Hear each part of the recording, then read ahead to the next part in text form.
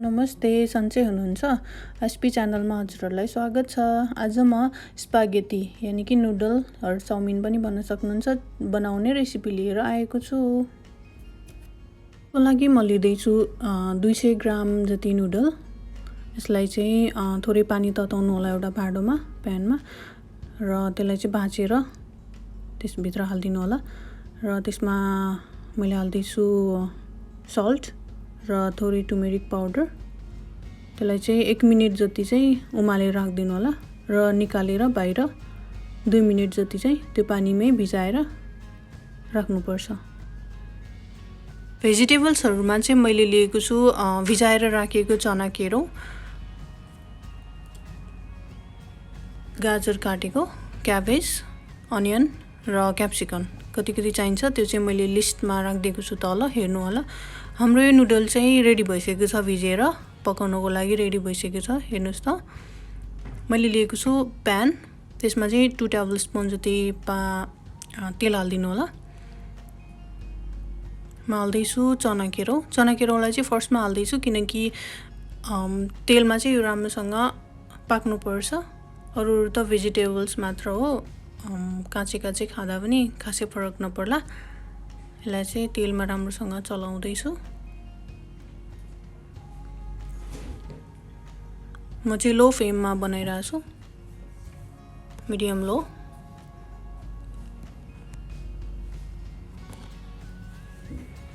म हाल्दैछु अनियन, प्याज हाल्दैछु साथमा।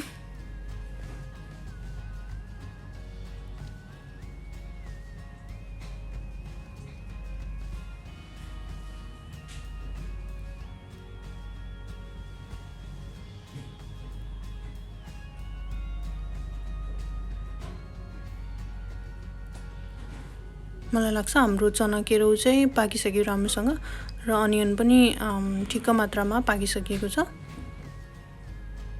अब म हाल्दैछु बेसारको धुलो। त्यसमा म थप्दैछु क्युमिन पाउडर, जिराको धुलो, फेरि तपाईँ गरम मसला र चिली पाउडर र नुन भइहाल्यो। टेस्ट कतिको चाहिन्छ हजुरलाई, टेस्ट अनुसारको नुन हाल्दैछु। र अदुवा लसुनको पेस्ट, गार्लिक जिन्जर पेस्ट पिसेको, यसलाई चाहिँ राम्रोसँग मिक्स गर्नु होला। चलाइ सबैमा पुग्ने गरेर राम्रोसँग मिक्स गर्नुपर्छ। अब म यहाँ लिँदैछु सोया सस 1 टेबल स्पुन। धेरै स्पाइसी बनाउनु पर्छ भने 1.5 या 2 पनि लिन सक्नुहुन्छ। मैले चाहिँ 1 लिँदैछु।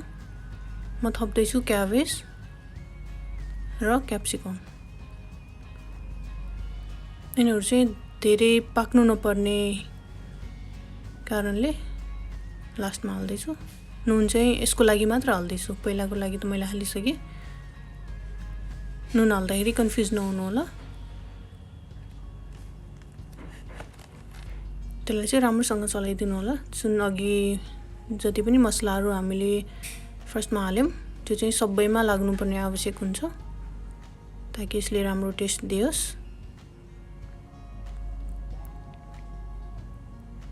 त्यतिखेर चाहिँ लो फ्लेम बनाएर राम्रोसँग चलाइदिनु होला। सबैमा चाहिँ मसलाहरू पुग्ने गरेर। अब म हाल्दैछु जुन अघि हामीले भिजाएर राखेको नुडल चाउमिन। त्यसलाई चाहिँ राम्रोसँग 2 चम्चाले, ताकि यो नभाँचियोस्, ब्रेकडाउन नहोस्, 2 चम्चाले साइड बाई साइड राम्रोसँग मिक्सअप गरेर चलाइदिनु होला।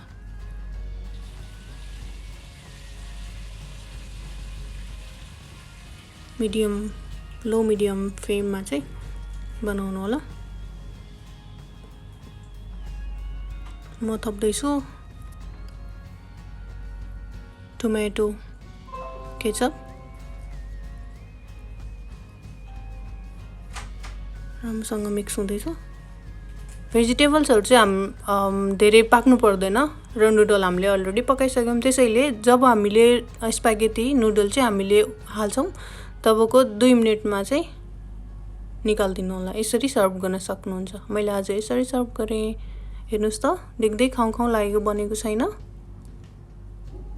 यसरी नै हजुरहरूले पनि साथीभाइ या फ्यामिलीसँग बसेर स्पागेटी नुडलको घरमै मजा लिन सक्नुहुन्छ। अनि यसरी घरमा बनाएको नुडलहरू हेल्दी पनि हुन्छ। आजको भिडियो हजुरहरूलाई कस्तो लाग्यो?